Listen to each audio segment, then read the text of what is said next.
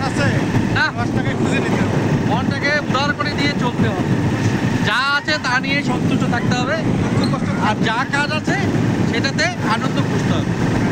হ্যাঁ, তাহলেই জীবন সরল হবে, সোজা হবে, তাই না? খুব একটা আপেক্ষিক ব্যাপার।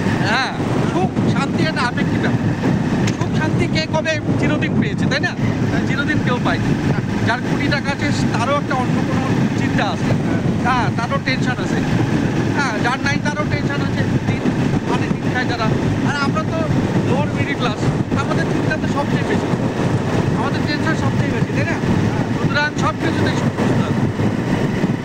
এই যে আমরা গ্রামের পথে চলেছি, তাই না? গ্রামের ভিতর হ্যাঁ, গ্রামের ভিতর পথে, মাটি পথে ধান, হ্যাঁ, সবুজ ধান, আমাদের